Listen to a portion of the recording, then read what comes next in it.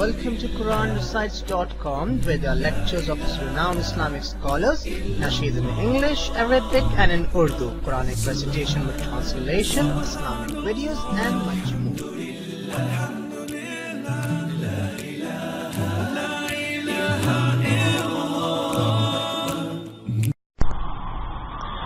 الحمدللہ نحمدہ ونصلی علی رسولہ الکریم. معراج کے حوالے سے کچھ باتیں بتانی ہیں. یہ بات تو احادیث صحیحہ سے قرآن مجید سے ثابت ہے کہ رسول اللہ صلی اللہ علیہ وسلم رات کے تھوڑے سے حصے میں بیت المقدس اور پھر وہاں سے ساتویں آسمان کی طرف گئے.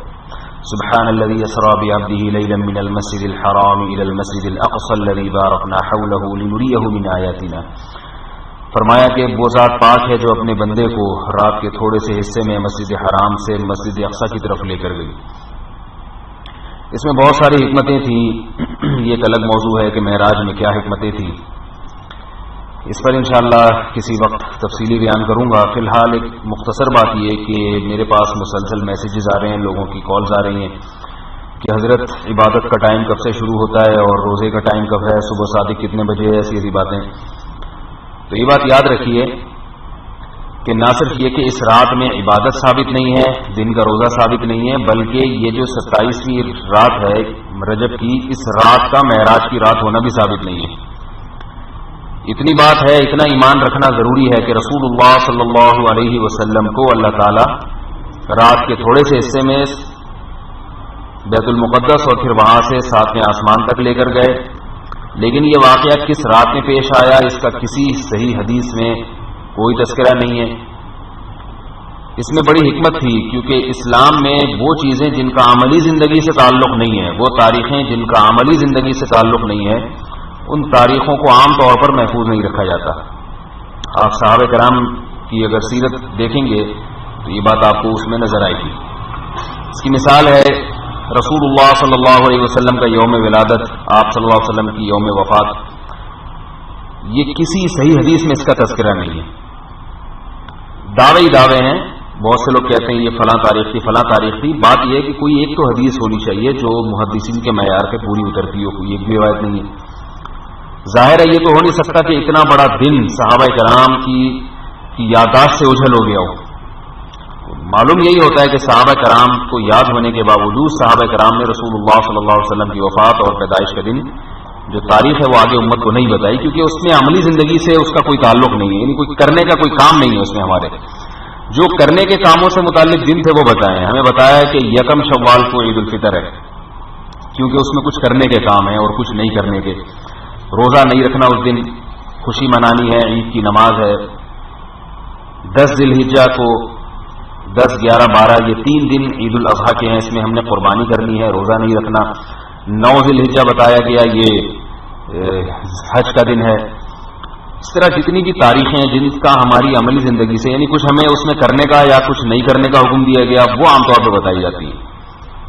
اور بعض تاریخیں ایسی ہیں جو مبہم طور پہ بتائی گئی ہیں, جیسے رمضان کے آخری عشرے میں لیلۃ القدر ہے, اس کا اتنا تقریباً تعین کر دی گئی ہے کہ آخری عشرہ ہے تاکہ آخری عشرے میں عبادت ہو سکے.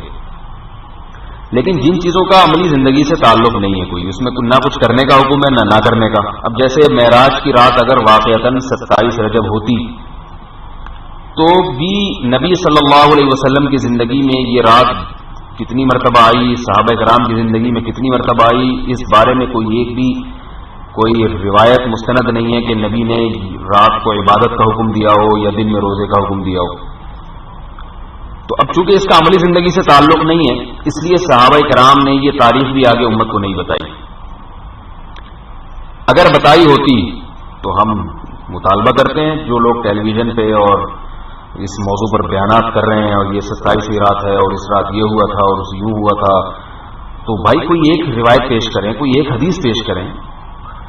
اسلام الحمدللہ مخلوق تو نہیں ہے.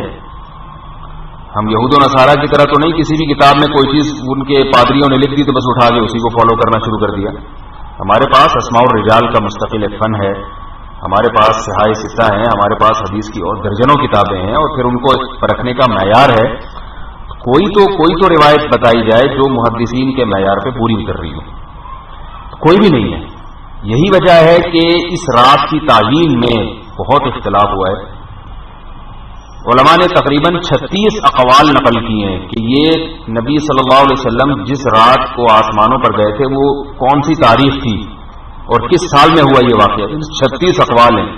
36 اسی وجہ سے ہیں کہ کوئی آتھینٹک کوئی مستند بات نہیں ہے اس بارے میں. تو اس لیے یہ بھی یقینی نہیں ہے کہ رجب کے مہینے میں آپ صلی اللہ علیہ وسلم معراج پہ گئے تھے. مہینہ بھی متعین نہیں. اس لیے یہود و نصارہ کا جو طریقہ تھا کہ غیر مستند چیزوں کو دین میں داخل کرتے کرتے دین کا حلیہ بگاڑ دیا, تو ہمیں اس راستے سے اجتناب کرنا چاہیے. مسلمان بن کے رہنا چاہیے. اس بحث میں نہیں پڑنا چاہیے کہ وہ رات کب تھی. بس معراج کے واقعے میں جو ہمیں اسباق ملتے ہیں ان اسباق پہ غور کرنا چاہیے. وہ اسباق انشاءاللہ میں پھر کسی بیان میں بیان کروں گا. علماء بیان کرتے رہتے ہیں. ہم اگر نہ بھی بیان کریں تو علماء کے بیانات میں اس کا بہت تذکرہ ہے. اس کی طرف ہمیں توجہ دینی چاہیے. باقی رہا اس رات کو کھانا پکانا اور یہ سب چیزیں, تو مسلمان آج کل کھانے پکانے کے معاملے میں آپ کو پتہ ہے کہ بہت آگے ہوتا ہے. حالانکہ شریعت میں کھانا پینا ویسے بھی کوئی زیادہ اس کی حوصلہ افزائی نہیں ہے. اس سے انسان موٹا ہوتا ہے, نیند زیادہ آتی ہے, دین دنیا کے کاموں میں پیچھے رہ جاتا ہے. کھانا ضرورت کے لیے کھانا چاہیے, لیکن بہانے تراش کیے ہوئے. ہم نے آج شب برات کا حلوہ ہے تو کل 27 رجب کا, اور کنڈوں کا ایک الگ ڈشیں ہوتی ہیں, تیجے 40ویں کی الگ ڈشیں ہیں. میں اکثر لوگوں کو بتاتا ہوں کہ دیکھیں عقیقہ سنت عمل ہے, لیکن چونکہ اس کا کھانے پینے سے تعلق ہے لہذا اس سنت کو ہر ایک زندہ کرتا ہے. تو کھانے پینے والی سنتیں آج کل بہت اچھی لگتی ہیں مسلمانوں کو. اور چلو عقیقے میں ثابت تو ہے نا بکرا کاٹنا, یہاں تو ثابت ہی نہیں ہے معراج میں اور کنڈوں میں اور ان سب چیزوں میں. تو اس سے اجتناب کرنا چاہیے. اور لوگوں کی عادت یہ ہے کہ جس کا ذہن بدعتی ہوتا ہے, یعنی ذہن میں مزاج جس کا بدعتی ہوتا ہے, وہ پوری بدعت نہیں چھوڑتا. چھوڑتے چھوڑتے بھی کچھ نہ کچھ رہ ہی جاتا ہے. تو بہت سے لوگ ہیں 15 شعبان کو حلوے مانڈے کرتے ہیں, ان کو سمجھا کے منع کر دو تو کہتے ہیں چلو ٹھیک ہے قبول کر لیں گے, دوسروں کی طرف سے کھانا آ گیا خود نہیں پکائیں گے. تو بھائی جب غلط ہے تو قبول کرنا بھی غلط ہے. تو اسی طرح 27 رجب کو کوئی کھانا وانا پکانا یا عبادت کرنا یہ غلط ہے, تو ساری غلط ہے. جو روزانہ عبادت کرتا ہے وہ معمول کے مطابق عبادت کرے. جو روزانہ عشاء کی نماز پڑھ کے سو جاتا ہے اور فجر میں اٹھتا ہے تو وہ آج بھی سو جائے اور فجر میں ہی اٹھے. تو اس لیے ان سب باتوں سے اجتناب کرنا چاہیے. اللہ تعالیٰ ہمیں بدعت سے بچنے کی توفیق عطا فرمائے. رسول اللہ صلی اللہ علیہ وسلم نے فرمایا من احدث فی امرنا ھذا ما لیس منہ فہو رد. جس نے ہمارے دین میں کوئی ایسی بات ایجاد کی جس کا ہمارے دین سے تعلق نہیں ہے تو وہ مردود ہے. اس وعید سے بچنا چاہیے. اللہ تعالیٰ ہم سب کو عمل کی توفیق عطا فرمائے.